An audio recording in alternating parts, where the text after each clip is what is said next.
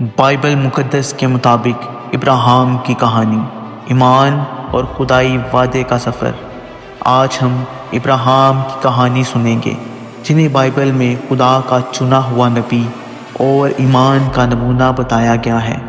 ابراہیم کی زندگی ہمیں یہ سکھاتی ہے کہ خدا پر مکمل بھروسہ کرنا اور اس کے حکم کی تعظیم کرنا کتنا اہم ہے۔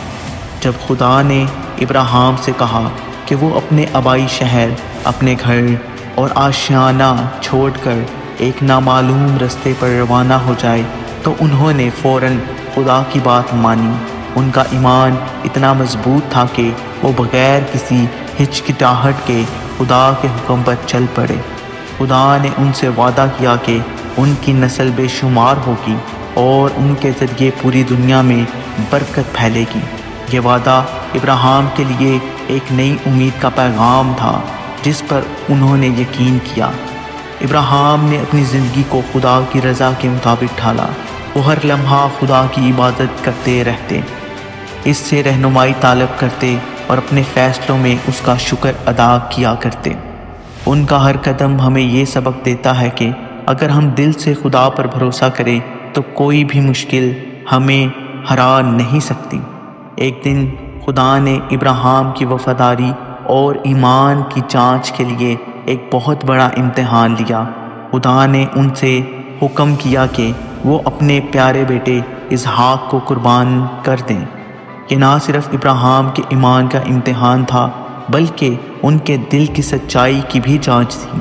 ابراہیم نے بغیر کسی ہچکچاہٹ کے خدا کی بات مانی اور اپنے بیٹے کی قربانی دینے کی تیاری کر لی، مگر خدا نے ان کی وفاداری دیکھ کر ان کا امتحان قبول نہیں کیا اور ان کی قربانی کے بدلے ایک مینڈھا پیش کیا۔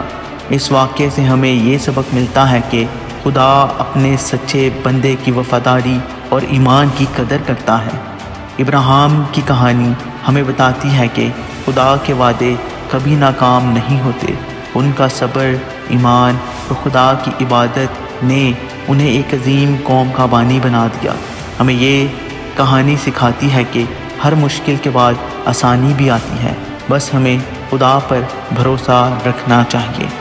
اگر آپ کو یہ کہانی پسند آئی ہو اور آپ نے اس سے کچھ سیکھا ہو تو برائے مہربانی ویڈیو کو لائک کریں، کمنٹ میں اپنے خیالات کا اظہار کریں اور مزید ایسی کہانیاں سننے کے لیے ہمارے YouTube چینل کو سبسکرائب کریں۔ خداوند آپ سب کو برکت دے، آمین۔